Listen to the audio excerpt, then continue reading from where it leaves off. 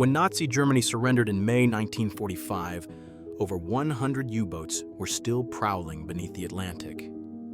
In the days that followed, they surfaced in harbors across Europe, their war finally over. What came next was unprecedented. Hundreds of submarines captured, studied, and deliberately destroyed. This is what happened to Hitler's U-boats after World War II. On May 8, 1945, Germany signed its unconditional surrender. Within hours, Admiral Karl Dönitz, Hitler's successor and former U-boat commander, issued a simple but historic order. All U-boats are to cease operations immediately, surface, and surrender to the nearest Allied authority. The long war beneath the Atlantic was over. Across the North Atlantic, the Bay of Biscay, and the Norwegian fjords, more than 150 U-boats surfaced. Their exhausted crews hoisted white flags as Allied aircraft circled overhead. They sailed toward ports like Loch Erebol in Scotland, Lisa Halley in Northern Ireland, and Portland in southern England, each arrival marking the quiet collapse of the Wolf-Pack fleet that once terrorized Allied shipping lanes. The surrender process was strictly controlled.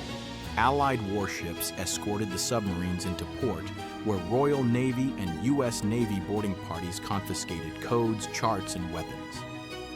Engineers cataloged the rusted, battle-scarred vessels, many barely seaworthy after months submerged. At Loch Erebol, nearly 40 U-boats anchored together in a grim parade of defeat. The logistics were massive, towing and securing submarines from across occupied Europe. A few never made it, scuttled or lost to mechanical failure before reaching port. In the following weeks, Allied leaders faced a critical question: what to do with the world's most advanced submarine fleet? The United States and Britain recognized immense intelligence value in the revolutionary Type XXI and XXIII designs, while the Soviet Union, entering the early Cold War, demanded its share of the captured technology. Meanwhile, the captured German crews endured long months of captivity. Some were interrogated for intelligence, particularly engineers familiar with new propulsion systems or torpedo technology. Others languished in camps, uncertain of their fates. By late 1945, most were repatriated to a defeated, divided Germany. By year's end, harbors from Trondheim to Portsmouth were congested with captured submarines. What came next, Operation Deadlight, would ensure that most of these machines never sailed again. By autumn 1945, the Allies had gathered more than 100 surrendered U-boats in British harbors. Keeping them afloat was expensive, and storing them indefinitely was impossible. The Royal Navy therefore approved Operation Deadlight, a plan to tow the captured submarines out into the Atlantic and sink them. Between November 1945 and February 1946, this quiet operation would erase most of the Kriegsmarine's undersea fleet from existence. The logistics were daunting. In total, 156 U-boats had surrendered to the Allies, with 116 designated for destruction under Deadlight. The Royal Navy divided the operation into 3 disposal areas: XXIII and ZZ, roughly 100 to 120 nautical miles northwest of Ireland. There, the submarines would be sunk either by naval gunfire, explosive charges, or by simply opening their sea valves. The first phase began in November 1945, when Royal Navy tugs started towing groups of submarines from Scottish and Irish ports. But many of the U-boats were in terrible condition. Some had been at sea for months without maintenance. Others were battered by Allied bombing or deliberate sabotage. Their ballast tanks leaked, their engines seized, and their hulls were weakened by rust. In stormy winter seas, towing these unstable wrecks was a dangerous task. As a result, more than a third of the U-boats never made it to the scuttling zones. 56 vessels foundered or sank during transit, dragged down by rough weather or structural failure. The Royal Navy recorded each loss but made little effort to recover them. Deadlight's purpose was destruction, not preservation. Once in position, destroyers and frigates finished the job. crews sometimes used aerial rockets or naval gunfire to ensure the boats went under quickly. Among the doomed submarines was U-336, the last U-boat to sink Allied ships during the war. It surrendered at Lisahalli in June 1945 and was deliberately sunk off Ireland in January 1946. Another, U-295, met the same fate on December 17, 1945, after being towed from Loch Ryan. Not all U-boats were destroyed. The most advanced examples, the Type 21 and Type 23 boats, were spared for study. These represented the future of submarine design, featuring streamlined hulls and improved underwater endurance. British and American engineers examined several of them closely, reverse engineering their technologies for their own post-war fleets. The U-2511, Germany's only fully operational Type 21 at the war's end, was scuttled last on February 7, 1946, marking the official conclusion of Operation Deadlight. For decades, the Deadlight wrecks lay forgotten on the seabed. Then, between 2001 and 2003, maritime archaeologist Innes McCartney led expeditions that rediscovered many of them. Using sonar and deep-sea photography, his team identified at least 14 intact U-boat hulls preserved in the cold Atlantic mud. The findings revealed how hastily the scuttlings had been carried out. Many boats sank upright, their decks still armed, their steel now encrusted with coral and history. Operation Deadlight had served its purpose, to erase the physical presence of Hitler's U-boat fleet. Yet its aftermath left an unintended legacy. A vast underwater graveyard stretching across the North Atlantic, silent testimony to the end of Germany's submarine war. While most of Germany's U-boats met their end in the North Atlantic, a select few survived. To the Allies, these submarines were more than wartime relics. They were technological blueprints that could redefine undersea warfare. Between 1945 and 1948, dozens of captured boats were retained, repaired, or distributed among the victorious powers, becoming test subjects in the dawn of the Cold War.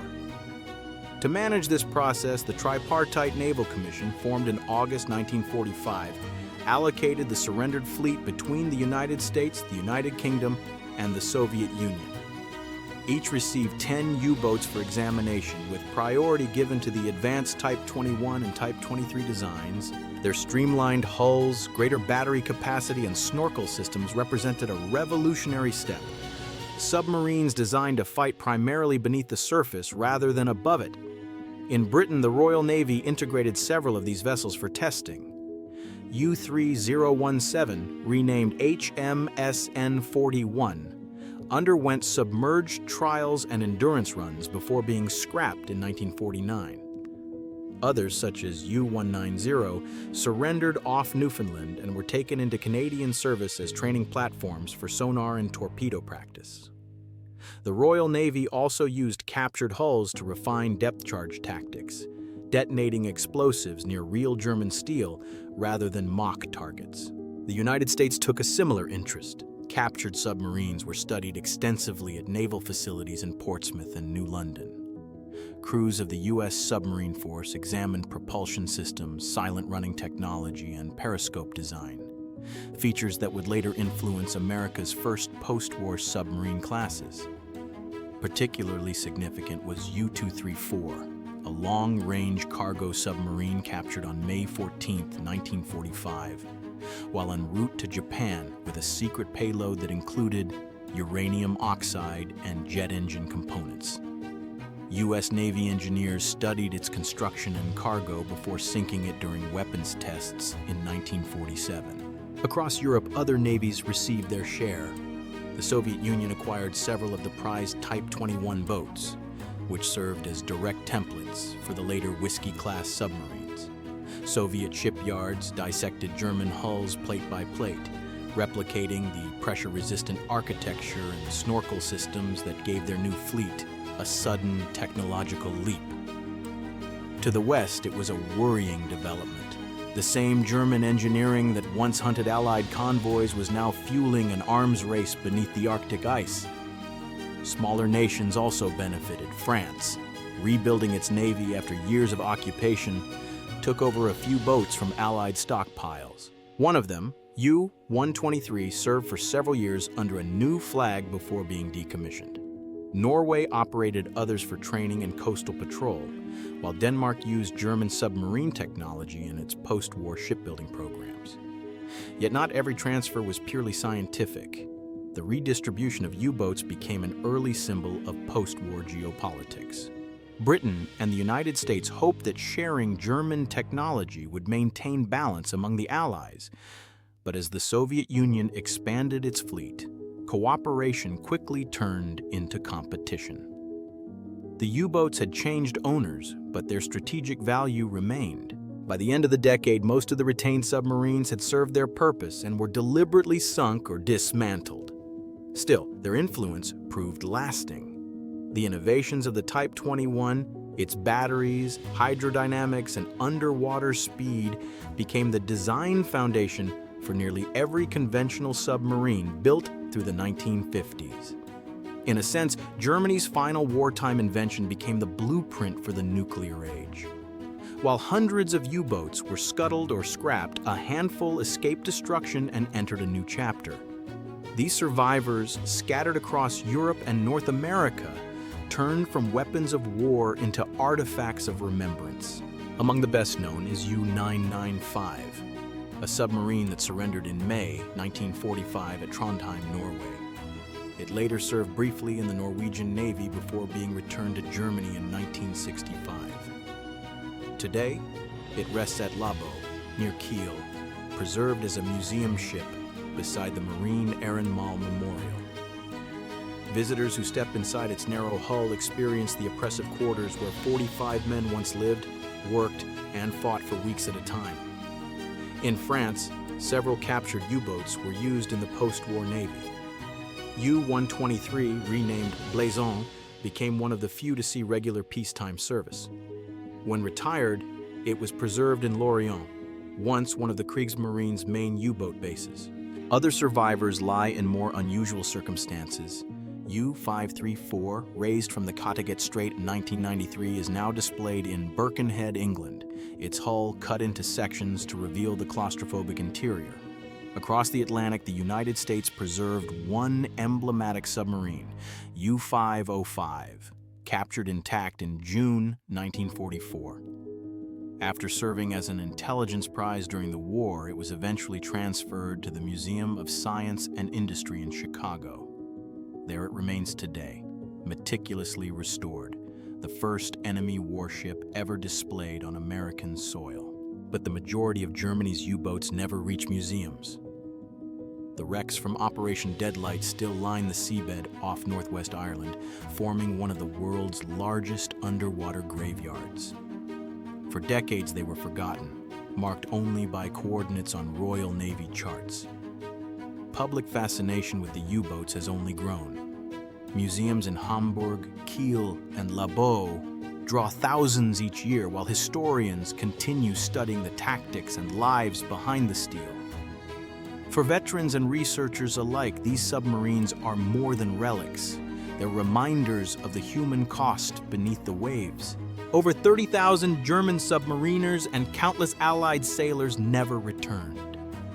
The machines that once symbolized stealth and precision now stand for loss, innovation, and remembrance. Today, the preserved boats and the wrecks below the Atlantic serve as twin memorials, one above water, one below, telling the final story of Germany's submarine fleet, an empire of steel that now rests in silence, suspended between history and the sea. From the moment they surfaced with white flags in May 1945 to their final resting places on museum floors and ocean bottoms, Hitler's U-boats traveled an extraordinary path. They went from being the most feared weapons in the Atlantic to intelligence prizes, then to technological templates for the Cold War, and finally to monuments of a war that reshaped the world. Operation Deadlight destroyed most of them, but it couldn't erase their legacy. The innovations born in German shipyards, the snorkel systems, the streamlined hulls, the silent running technology, became the foundation for every submarine that followed. Soviet Whiskey-class boats, American post-war designs, even modern conventional submarines all owe a debt to the Type 21's revolutionary engineering. The few that survived as museum ships offer something different, a tangible connection to history. When you step inside U-995 at Lebeau or U-505 in Chicago, you're not just looking at machinery. You're standing where 45 men lived in spaces barely wider than a coffin, where they fought and died thousands of feet below the surface. You're touching the same periscope handles, the same torpedo tubes, the same valves that meant the difference between survival and death. And beneath the Atlantic, in those 3 disposal zones northwest of Ireland, lie the silent wrecks of Operation Deadlight, over 100 submarines that will never surface again. They rest upright on the seabed, their conning towers still pointing toward the sky they'll never see, their hulls slowly being consumed by the ocean. They're a reminder that even the mightiest weapons eventually become artifacts, that steel rusts and empires fall, and that the sea claims everything in the end. The story of Hitler's U-boats after World War II is a story of 3 fates: destruction, transformation, and preservation. Most were destroyed, deliberately sunk to ensure they'd never threaten anyone again. Some were transformed, studied, copied, and rebuilt into the submarines that would prowl the depths during the Cold War. And a precious few were preserved, turned into museums so future generations could understand what submarine warfare really meant. 30,000 German submariners died during World War II. The boats that carried them now serve as their memorial, some in museums, some on the ocean floor, all of them testaments to a chapter of history that the world must never forget.